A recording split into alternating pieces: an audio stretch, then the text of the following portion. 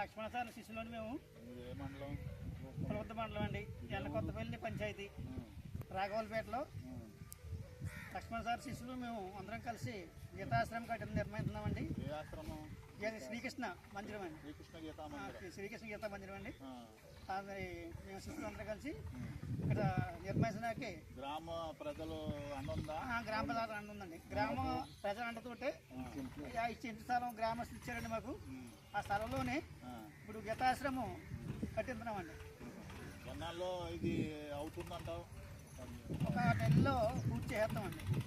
పూర్తి చేస్తామండి. భక్తులు ఎంతమంది ఉంటారు? భక్తులు ఉంటామండి, ఒక 200 మంది ఉంటారు. 200 మంది ఉంటారు. లక్ష్మణ గారి 200 మంది ఉంటారు. 200 మంది సహాయంతో గ్రామ సహాయంతో అందరితో ఆశ్రమం కట్టడానికి నేను నిర్ణయించుకున్నాం. మండలం అనమాట. మా రాఘవల్పేట ఇది గ్రామం మాకు ఒక 5 సెంట్లు ఇచ్చిందండి. 5 సెంట్లు మేము నిర్ణయించి మేము కొంతవరకు మేము వేసుకుని కొంత మా శిశువులు అందరూ పూసుకుని నిర్ణయించామండి. ఇది ప్రజల సహాయం చేత మేము నిర్ణయించామండి. స్టార్ట్ చేసామండి. అప్పుడే 15 రోజుల ముందు స్టార్ట్ చేసామండి. ఇదేనండి ల్యాండ్ అండి. ఇది ల్యాండ్ మంచి కార్యక్రమం చేస్తున్నారు.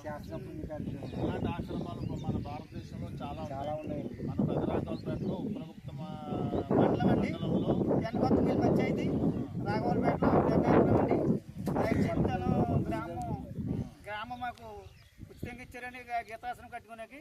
ఆ స్థలంలో శిష్యులు 200 మంది ఉంటామండి. మేము 200 మంది గ్రామ సహాయం చేత ఇక్కడ పెదరాగల్పేటలో ఈ స్థలంలో ఆశ్రమం కట్టించడానికి అందరం కూడా నిర్ణయించుకున్నామండి. మంచి శుభం జరిగిపోతే చేయింది.